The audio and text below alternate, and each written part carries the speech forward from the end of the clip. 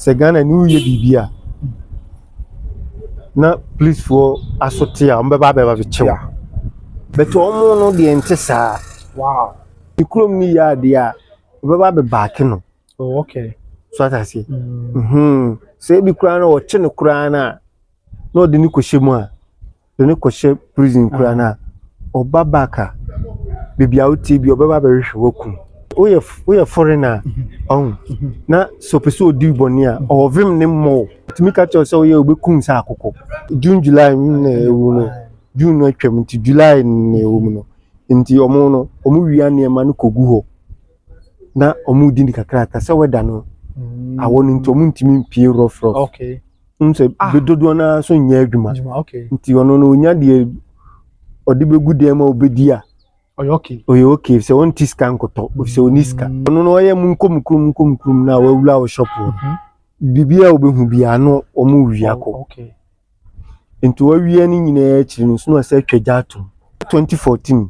kromo yesa ebu omo tumi twagya atom ahoho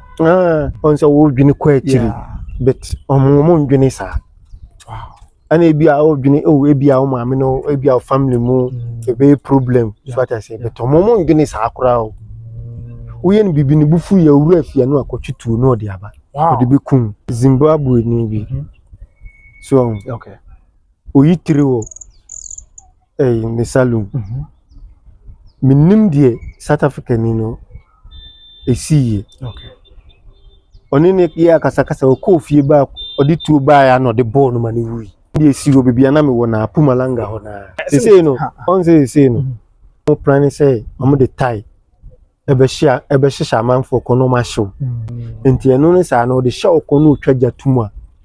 eno na abohu omo to dwom so mo ko sino no mo to omo nyum no enya de foforo me hu mo ni agi se omo kunipa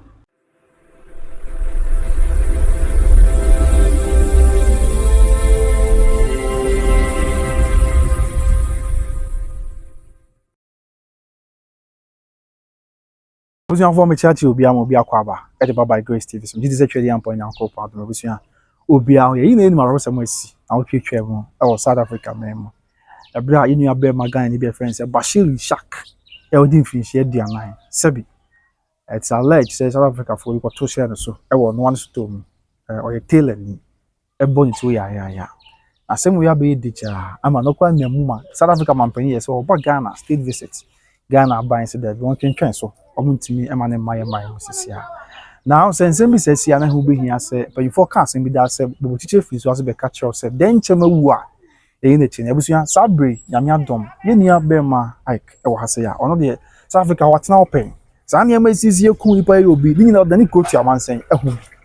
na asemo si be di won komo kakra wati ya fa on ene nia ma ka se post South Africa wa ka bia chere na ya futuo so e de amaye nuanom Ghana fo a sebi ebi afena person ko South Africa na say wa the panel about chi say the be example obi nko yo boni nyame mfa Bashir Ishak ekransie 40 years na woman be papa nsa dan koma yi na ibishia ya choro city menya boko de o nyame adom boko na so oba de adom so ho yo pa nyame asi na no yi share twetwe nko no Ghana for base mo abaso na waka no kwene wo na oba special one what South Africa am see asem na waka no ti o de e da se pa I'm sure na senior yan ka bi share na betu ga say Ghana ni be friend say Bashir Ishak 30th June ya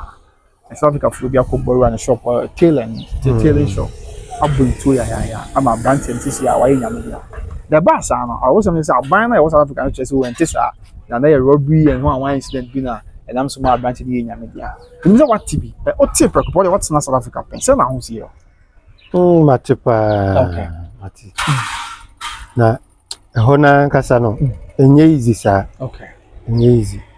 omunya kan omu se ni dia di omu pese omu ye no omu nye ma omu nto ma omu njaye okay so I say na omu so no omu adwene na eda omu tirim enti se Ghana fo adwene what say you ni pa nyame so I say okay but ye no ya adwene emu do okay so I say omu die no enti se omu suban ni omu adwene eda omu tirim enti se Ghana okay Ghana ni badi so I say on say adwene ko akiri okay so I say aha into omo no said omo no ono no obetuma ye bibi South Africa for. South Africa ni obetuma ku ansa na Ase ni kwansa nko hesa. betu wa ye awie ana abufu ni nyaba na oka so be ya kire wa ya ama ne ho aton Sa. betu nse Ghana ni de odwen umienu wa akra utumi jai betu ono no de kire wa ye de wa ye awie Oh, okay. so that say Okay. Wow. sa na de na koye nto ho no mo life ni different Okay. Omo chese we si wo Cape Town. That's here ka okay kan ko no bi atimi si wo. So be we busy we bit on say ehon na nkasa no okay. Akromfo susu timi de omo jim Okay. on say omo na nkasa no omo pe omo de aye dada sa street boys ni nyina no bibi se nya e ba sa idea na adu wadum omo so ata say but ha adwen say unye boni bia na o eja ukoye adwuma obi ma so na apeka kra ba fi abehwe onu obusuafo na yabe obete say ana obusuafo obete say yakum Okay. so ata say esa e ha adwen so e ha adwen say unye boni bia unko wi obi ade unko kum obi na ekobase ya e ha adwen so ata say esa e problem pa Ade hono ye o man junkies no dos wo man because Ghana be den say ye tete say Nigeria ni bia na enu bia bi wa ase ya plikokuma ye betimi atutu kwa ye kon ye be chew wa Ghana ni abi ye be chew but that's all here just like that ye be chew on say ye no se Ghana ni uye bibia na please for asotia on be ba chew so I say on be defend ho no wa ye kurumani no de wo problem but omo no de ntisa wow omo ne ntisa omo mindset ne ntisa ono no ni kurom ni ya de a be ba back no oh okay so I say say bi kura na o che ne kura na no de ni koshemu a de ni koshe prison kura na obabaka bibia oti bi obaba be hwe woku nipa na ya chi na koshe prison South Africa ni no ana we foreigner na so peso odi boni a ovim ne mo ade na mo munya vem se foreigner be se o nya ni krom ni so nya ni krom ni a ana one kakasa ba ko a eko police station na say yi a de wo court ni a jelu so mo ye foreigner boni de nkoko ono no mfa no obi ono no obetimi ka cho so ye obekun sa akoko what we catch him obetimi ka cho about the agonso obekun so ampa wow nti ade omoye nipakum no nye ade foforo mo omoye ade omoye okay so ata say so na me wo guy bi ono no ye Swaziland ni oh okay na on say dreadlocks na me ono so no mo ton je omo company no omo ton je idea dreadlocks mo na na mo omo shop ni ana mo shop okay what I say ono o Swaziland ye fleno sibosiso okay so I say ono no omo kan mu se o say no wa fleme hike hwe nipa na omo gubush no omo ne mo adwena ye pe no onso omo bakuru no hede omo ye ono ombu omo kula eso omo no omo nyina omo kakasa ba omo share border so I say nti aya na e ha adwen so if say no ani biaba obi atukwan kokoro bia so ekodili dwuma bia ope asumdiem so ana on say Ghana ni krampo de yen ko obi close nkobo kro no ana say nkoye criminal bia yen pen ho asem adwuma no de ye pa adwuma ye be ye adwuma nyes asam fifire nyes stadi abafie abehwe abusuafo so ata say but South Africa no kwano aye problem odwina omo a omo mindset no ntiase wow big problem pa so ata say e hard se so wo krom ho a ana obehu se de me kan se mu behu omo suban ne pa omo de omo ni omo ya na ase a different and ase different ase Ghana ha awo wa Ghana ni bia dwen adwuma na bra on say Ghana ase obi ye ho wo kra ye check no found sere bi a wakoye bibi na police a che no Yeah. ne hwe ne niam nkratam ne bu nso bi a oye foreigner Yeah. so ata se Edina to afa. obi an check se nyina ya Africa fo nti obi an check obi se we ye foreigner we say so ata se Eso we rough obo se kan ya. second day the be wo sisi a ombe wo si omo ankasa so pa se omo ni ahoden o South Africa. omo ni ahoden But so we men mouse be etikọ ni e. omo ni ahoden we di nipa tu gina manim a mebo no sa omo ni ahoden omo de ebo omo ase weapon na ebo a omo pese yan twi be. so obe wo jackknife ni obe bo tu so eno ana but say di ni gina o se mo ntoto a wontimi so that say Se bi se si a omo mind panyin no de na wo. De na ya na mind mu panyin for ye. So omo kum ho ho bi. Wo say say mama na nya din pon. Ze ya be fa bi obi e bo South Africa for din pon. But so omo panyin for how omo ana se. On say omo na nkasa no on say nipa na omo ye saa de omo na omo nyina na kakasa baako Okay. ana we no so na omo ye no politicians for no de omo ho ajibu omo na omo ye saa de no South Africa politicians. sa omo na omo ye saa de omo na ye saa de no so ata say on say mo na e koso na bi omo na omo di nkomo so ata say Okay. say we are all for omo nyesika okurum ha say so ata say nti omo no omo ye e kasa sia no ana omo kan omo ana omo so omo kan omo wa time omo kan omo bia ye winter time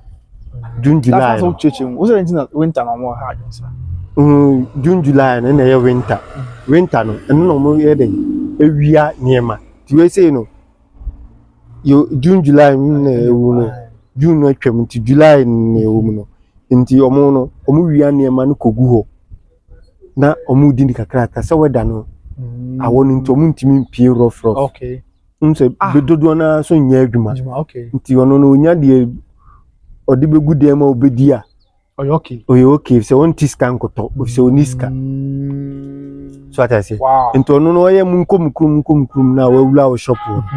bibia obehu bia no omo wia ko Okay. nti wawia ni nyina akiri no so no asa twaja atom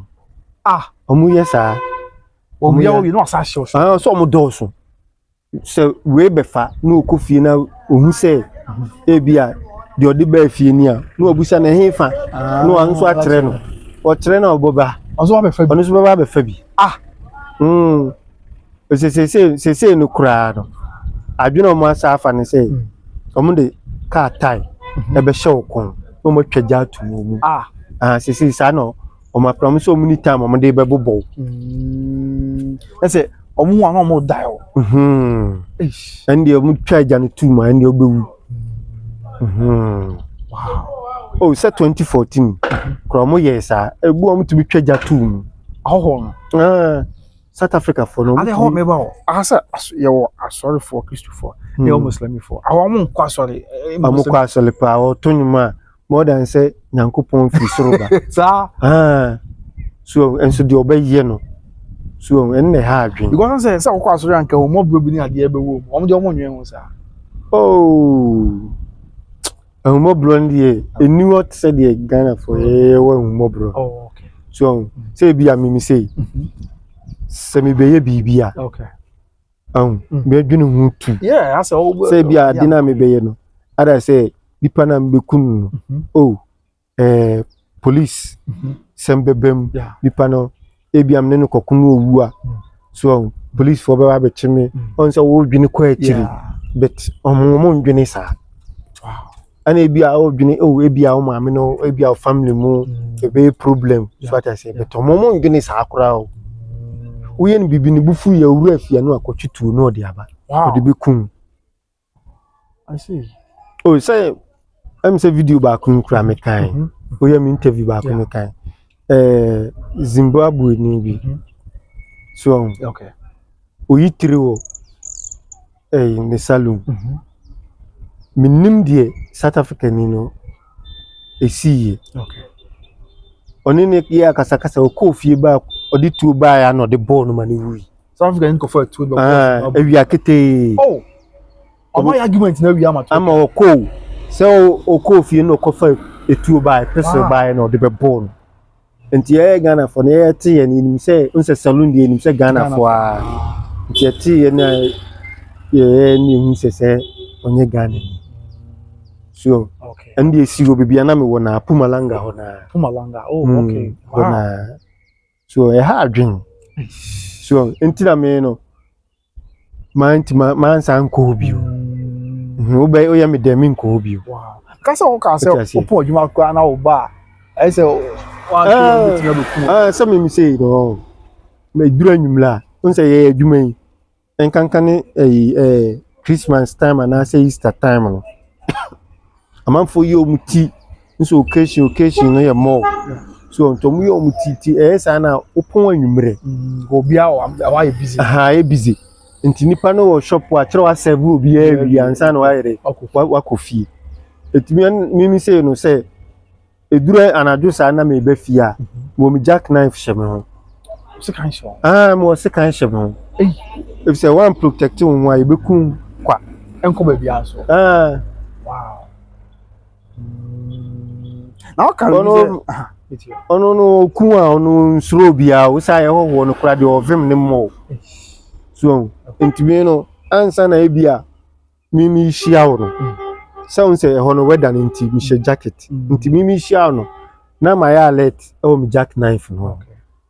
So I say nti mi hu se wo don say ye na me de be wo. Wow. Nti mi so wu nya hu se mi nsa kope okura no wadwen ma se obeye saade no se boni bi otum na do hia me a o se o nsa na kose ya ana mo so no at times no onya hu se ase wo son wa wo ase wo form kakra aya no musuru. Wow. Se wo ho de aya musuru mi se na musuru me sa adita on say me anytime be my aggressive. Okay, so when you bring na okwa so I say into say last junk ni baako na me shop ni nche na se flowers bi wo no nti na ye nwumre nti nwumre no na ye me cospa. Okay. Na me lady baako o Ghana ni me na ye adwuma. Okay. Na me cospa spa no so ye big shop to say shop light but emlofo ne dia. Okay. Emlofo no kwa ne to ade o. Okay. But blacks in to be ko to ade o. Okay. But emlofo shop timlofo na nka sana omunim say yo mo shop. Okay. Nti ho na emlofo ni nyina kodi o mudwa. Okay. Nti bi ye say e ko to ade o nana. Say as a flower ni obi di as wo yi bibi afilmu so di bibi him. Ye hwe na chese binim no. Nti ehunu no. Oh my brother. So okay. I'm going to say no way there. No, so no lie. Until I say, Udiachi ni ene ko. Je kona no say, my brother.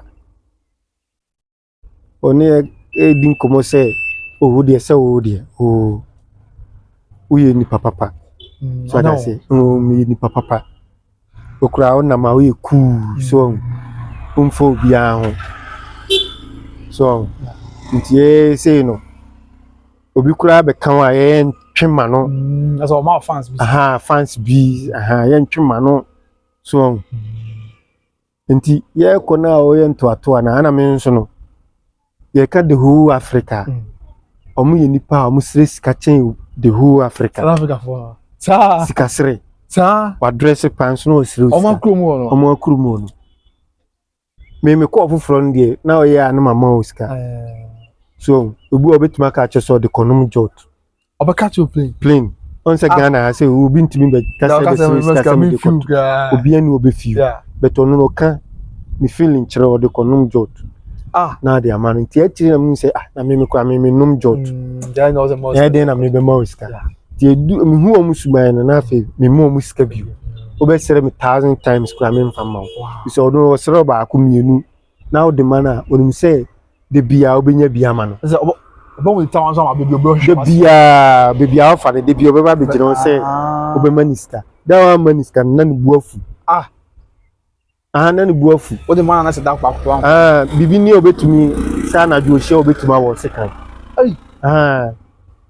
wait my was Wow. to mo life no de e ha adwen Na last na ka bi say omo cook ana omo to no. na no mo to nyo se no on se no omo start say omo plan say omo de tie e be hia manfo ko no ma show eye you say England ni bi on Okay. o journalist ana ye omo interview Okay. ana omo kasa asem enti eno ne sa na o de show ko no twaja tumu a eno na abu hu omo to dwom no So omo cook na omo to omo nyum no wow. Omo to omo nyum no enti eno ne enya de foforo me hu Hey. enya de foforo You want to say omo ni agise o. omo ni agise omo kunipa sentina odwuna omo na onti ase fata se ana journalist no bisa ne say oyo ba na obisa ne say so no oyo foreigner enti onu so enom so ni journalist na oyen oyen ne kama pa odo obi any problem fata se ana so there be system ye ho no so there be o nka ho Wow. tuntum phone omu so oye white ana oye broni no ohunu se oye ni nyame o Wow. oye Yesu enti ono usuro kura mpo se obeto ne nsa abo Omo feda bro. ono ohun a ne nsa gugu na chi sana no kasa o ni broni ne kasa so eno na odwene ho a onti ase enso nke ka omo na abeji mukuru na say the moon my here for almost omo na yiskafo company big companies ni nyina ya omo dia Okay. So baga na akura MTN ni you can say Standard Bank ni most of the companies na big emlofo ni dia so ata say because South Africa yomo sasukura yomo dia okay. Sasu ayo Ghana say yomo dia omo wo bi kura wo South Africa ti omo ko before yeah blacks na there yeah no person tu ya so sa omo de omo adwen mu ni de omo nim say ye ne ye ha omo ye mo nyesika okay so ata say betem lofo no so na ere aha omo ana omo life na ye basa so obe ka interview ba ko na yem ka cho say emlofo no omo ensa any jot so okay nti anytime bia no wabu so ata say nti ono na adwene be na obinya so mekoye adwuma pesika tumbutum ahwe me yerem ne me ba na say me ko school ana say me ma me ba ko school anu na ama we nyina abo mu na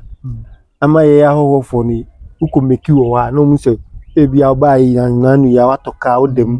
na omani san wow ati say nti anu no sa no wanya sika toka ni ade no onim say wo na waba kurumu no wo na wo ha ona omunyi okay so ata say na wasa form kurum ni ba na wasa toka asama no wakun kura ado mo ntimi toka na mo kurum dabi omo no e ma ne hwe wo e ma ne hwe wo wow so ata say e ma ne hwe wo okay omo mpe blessa wow ono no o abadwuma na oye no okwa na say Fridays obenum nsa okay nti beduru Monday na obekọ be test na akọ woni the body nti anu no sa no ye be yiwadi obu oso a ye de bebo okoko enso still the obeya no be okay so nti anu no ye yi na di na obetena fi ho so wo ye bibi ketu bi na ye yiwadi a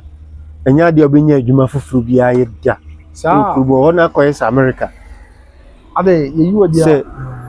ya check our systems na say criminal yi bia na unya adwuma bia anye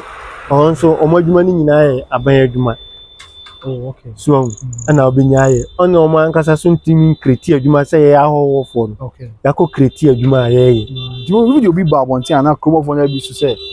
pam awo no so mo adwuma nyina se ko awo na ayi adwuma ya fa omo adwuma omo ne ne omo ye esa yampa na some me say na me ho na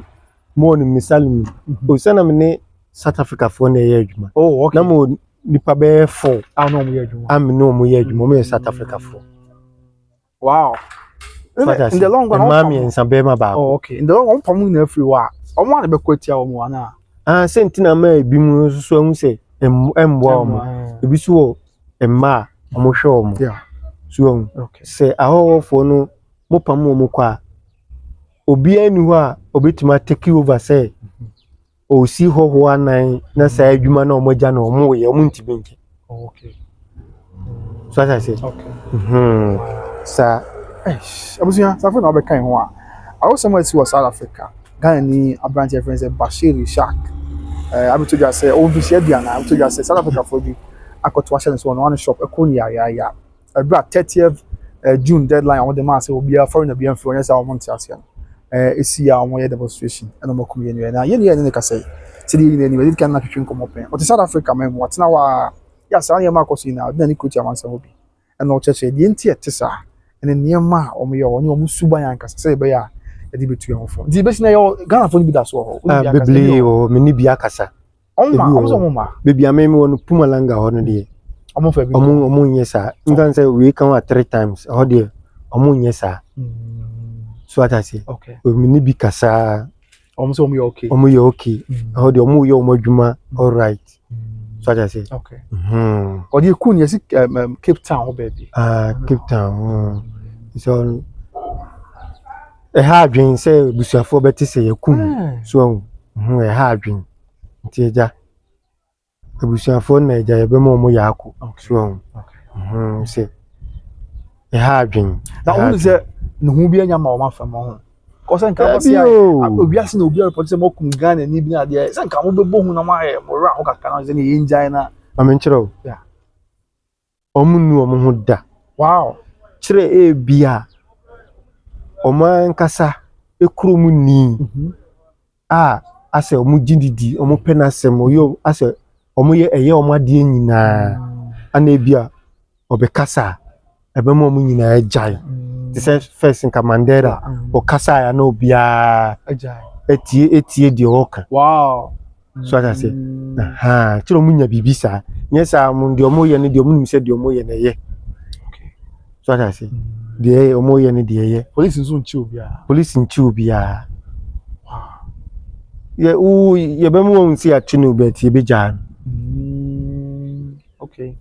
so un say be atunu kura na ye be jan ye de na she police came later na ye be jan and that's what me ko ba ho ya ho na obetima bekun if say omo no ma me ncho ade omo nyina so de akola be ye no enu na panyini be ye there's a panyini akola nso omo nyina difference be any if say me say na me shop ani me say be gina shop na ni me say ana South Africa ni guy ba ku twem okay tino ordinance oyi ni nsa firi ni bottom so nti oyi ni nsa firi ni bottom na nsa ho weather ni nti ya na anytime bi ya de nsa hye bottom nti oyi ni nsa firi ni bottom na ni sika e fa hun free toy nti free toy no ana me frɛ no na m ka ten so sika frato no fire no da amase nti di be nso 1 week as 2 weeks mo na mum no office wo nti me no mu nyina e free mo na me ne guest 2 ana boys 3 the even say me come be man no me 3 nti na che say o mo ye 4 okay South Africa 4 ana me ka ho me nkwa na me Ghana ni wo am say foreigner enti ye didi nkomo na lunch time na say obia wa outsider di nkomo na South Africa ni bi ko ana disika free toy on the obia nka nche ohu no fa na ade ana me kai enti me kai na me so that say ana obi sika free toy na me friend ka kire no omu nyina no kope ade nti na me friend no ema so me fa ni sika ese sika no me sika e frato no nko ade wo hu ni de ni sam sa friend ma ne be fa ɛyɛ sika ɔsɛnka asa no ɔmo nyinaa nipa four no ɔmo nyinaa adwene baako na ne kuta ɔmo ɛsɛ sisi adwene wɔ ɔmo tim da sɛ ɔno no onim sɛ nyɛ bɔne o nti ɔmo ba o shop a ɔmo ba o shop na ɔmo ka sɛ kokuru no ɔmo wia wa adeɛ no ɔmo nim sɛ nyɛ bɔne o Asa obi na abrɛ na onya ɛno ɔmo nim sɛ nyɛ bɔne onim sɛ ɔmo meka kyerɛ ɔmo sɛ ɛyɛ bɔne ɛsɛ me mahu sɛ ɛyɛ nipa so ma sisi ka na efrato nti manka nkyerɛ na mafa ne deɛ ɛyɛ bɔne na ɔmo sɛ wankɔto ne bɔtɔm once wankɔto ne bɔtɔm no nko a deɛ na efrato ɛyɛ wo dia so ata sɛ nti ɔmo life na yɛ different koraa did you plan out shot says yeah Ghana for my one so man o sim po alanga out there wadjo but say oh yeah baby wo ha free it's a free state no me let me say honyo Ghana ni wo ho a wonye dey omra na ase dey na wo se se no obu wo ha ayesa no wo free ho okay ebi be free ho so that say no obu wo so a wo hyedem okay so some guy ba ko bi wo no say ono no say wo hyedem but ohun say muju a honum kura de nhyedan ha adwen but emuju a no ede wo pie no akoye adwuma wo ne shop no asaba okay so what I say okay but ono no ama ye kan say ni fie wura hu say okay obi aba fie ho a mo nkyere say Ghana ni bi wo fie ha if you want South Africa South Africa what if you want so enye Ghana ni ba ko na tu to maka a kyere no say bi ase okay if so omo renti edan wo fie ho no no omo ma fie wura ni nyeska esese ni krom ni be han a foforo no obetena no obetua 1 2 ebeduru ba bi no ontua ano no so ontimi be dan ne ka sa obedan ne ka na ka so woni ska ontimi ntudi force onkoda montin but wo ye hoho dia obetuma wantua obeba betu obeba be busa okra so that say obetu wow but in krom ni obetuma tenema 1 month still no timu ntua also edan ye rent no month bia obetua oh okay so that say okay but wo ni krom ni no ntua o but wo na ye ho no ntua ya o de month ni so ya ebia 2 days and 1 day pe obeba be busa wo ka se woni ska obetu wo ko da bonten fa no but ni krom ni die one ne ka kasa ba ko ndie ontimi ka so otu no ati ase enti omo no obu a no wanya adwuma di fie na ni rooms na odi ama an no na odidi ho enti obu a ono no ontimi ka se oyi hoho na ma but ebia na area ho na no amanfo nim se we ya oti ha no ye hoho en na be mo mabọ awura fie ho they say the omo share sa so a wo no o landlord no ontimi njem send your ambassador there ontimi njem one am say ya o me dey hu say what dey won come because you need people have ntimi na wona what dey hu say me South Africa okay me say you say dem me kokko ne me height ni etien hu mi a nim say me say me South African okay me Zulu fo ni bi so I say nim say me Zulu fo ni bi so enti ono hu a o shia na so pekasa oh okay enti o shia na at times kra kam mu kotena kam a pekasa pa se no ovan no mo flen taxi enti utima de oto nche de ono bekasa anu beka ni krum kasa enti ono kan na untimi nkasa so ata say no hu se unye ni krum ni unka mo sana denied akoye so sanity okay enti ye ko ho na emo ya nyame fa ye nuane kransi ha adwen yes ha ko bi bia be na sisi akwase ha adwen enti Ghana for wo sa be bia ho esh no dey na catch o so mo ma fi omo ho okay sisi ne de mechanic say den ya mu bedwo but enye intentem say ye so entimi nye intentem enti de be ni say be bia wo bia no se fie na wo sha empie wunye waduane kakra bi hye pototo na de be hye fie a empie okay hye honom so ekopem say mu badwo ansan why dey wapi okay so ana honom so police for no omumboa foreigners no nti o say o so ma wani da fom na wo ye dey wan kasa wo hwe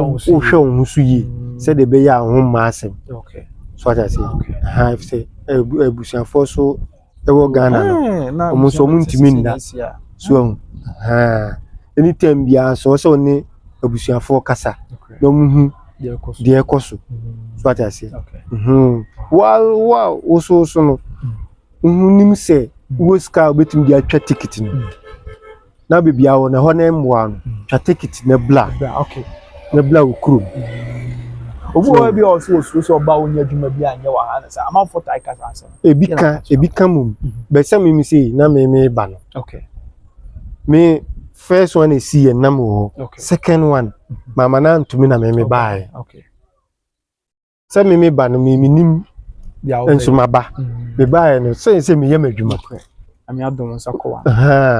me dreadlocks na mission South Africa no na say be bae kuruma me ye okay so nti se wu ana ye South Africa na ye wono so dreadlocks no o de ba Ghana ha na eni bi ye chen Ghana fo na omo no sua wa ha se omo ntimi ni South Africa no omo ntimi ni ye adwuma okay so ata se Ghana fo no mo ano omo no omo sua wa bebre na so no omo owaye rasta ne tata nti obi o hu na rasta ye bi ma me no aye bi ama no nti wan kosua wo ba bia yesu dia kosua wo South Africa ebi so asua wo Jamaica ana ye nyina ye dia ba as all the professionals now so hono no oba no wagogu wayi wo net nti oye waye amano no o de be kire hairstyling we na mepe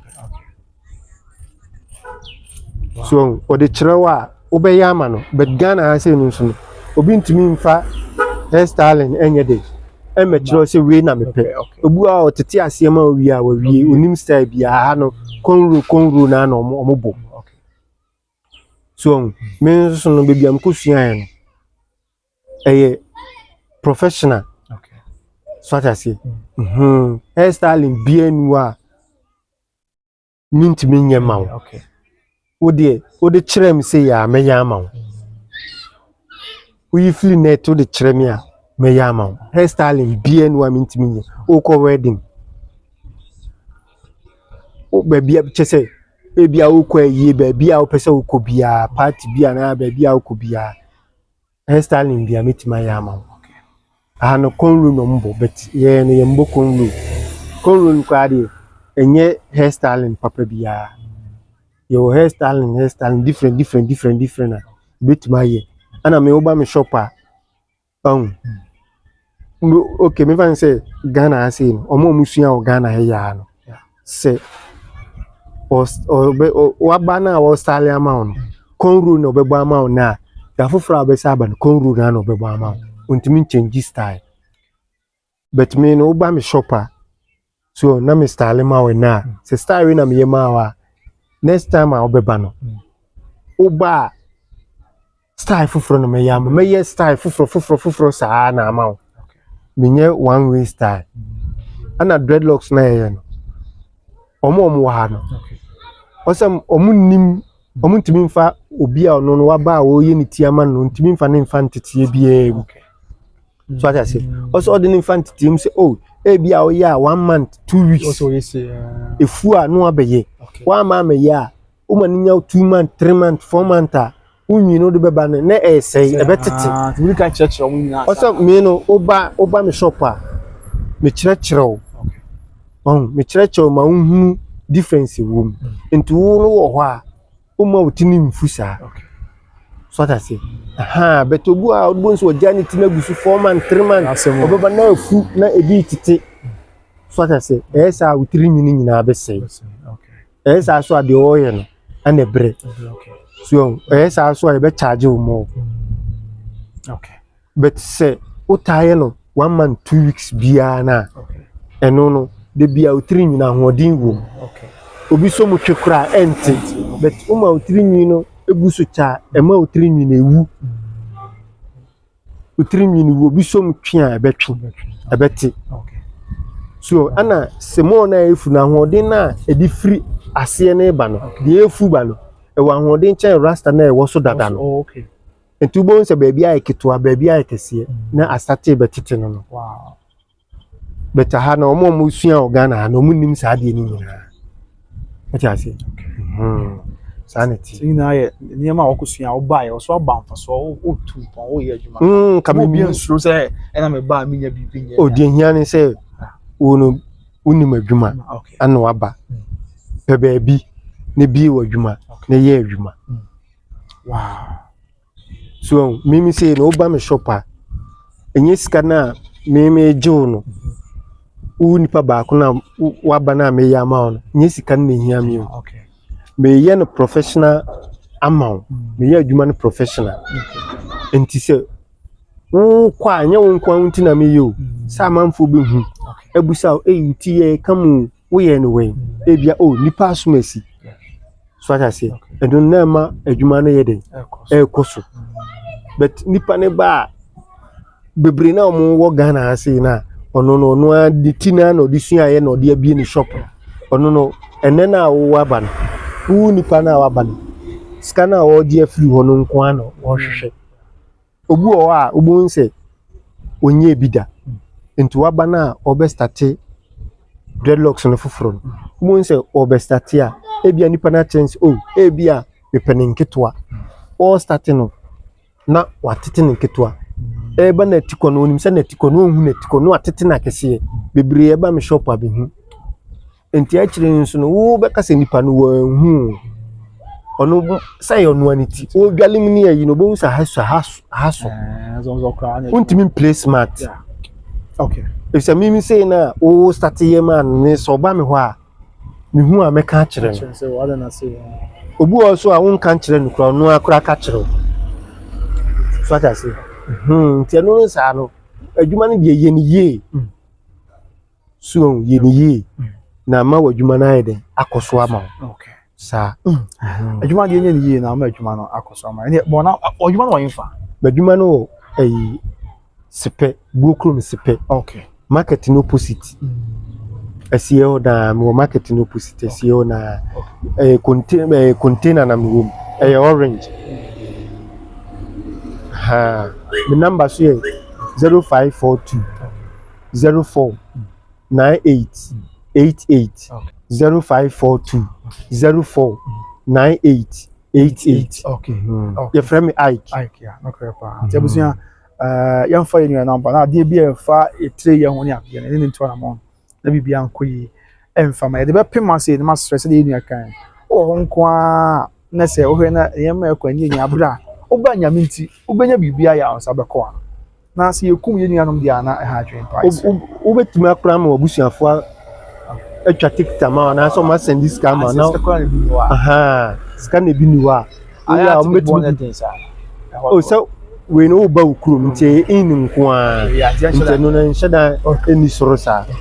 so okay jabuja into na monsa na mo na e be sia say nyame ya aduma prepem e be san ehia ne kai see to fie e wo atwema ya be 4 bedroom house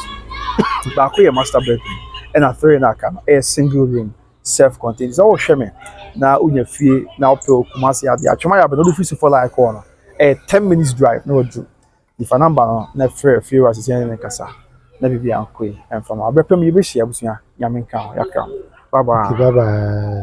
your perfume near my degree home my own yisha na ne ani je wo mu ne say perfumes na ego show ha no sa wo ba ne wani je hu bia ye ho tester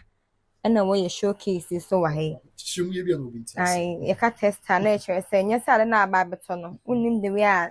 ne etie na aha package na ba wo hwe ti we amber glue